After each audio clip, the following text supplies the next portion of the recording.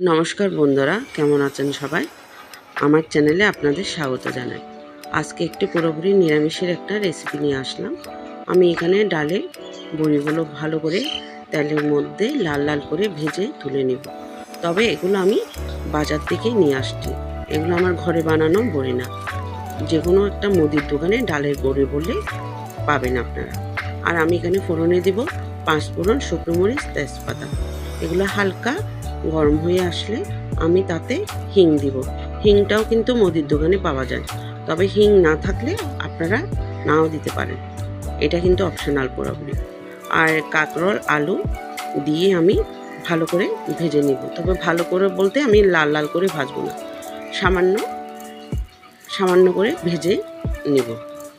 হালকা ভাজা হয়ে আসলে আমি এখন ব্লেন্ড করা সব মশলাটা দিয়ে দিব। মশলা দিয়ে ভালো করে কষিয়ে নিব।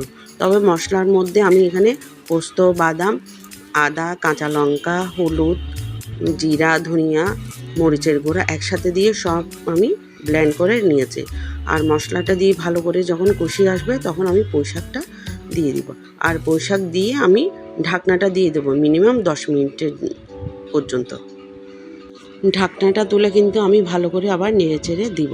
তবে এখানে জল অ্যাড করি নাই, কারণ শাক থেকে এমনি প্রচুর পরিমাণে জল বের হয়ে আসে।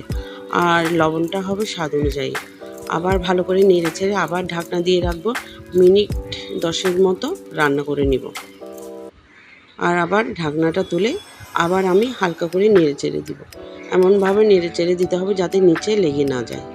আর রান্নাটা হয়ে আসলে তাতে আমি ডালের বড়িগুলো দিয়ে দিলাম আর সামান্য পরিমাণে চিনি দিয়ে দিব। তবে চিনিটা আপনারা চাইলে দিতেও পারেন, আবার নাও দিতে পারেন। তবে চিনিটা দিলে রান্নাটার স্বাদ ভালো হয় আর রান্নার কালারটাও ভালো আসে। এই তো হয়ে গেল রান্না। যদি ভালো লেগে থাকে লাইক আর ফলো দিয়ে পাশে থাকবেন। ধন্যবাদ।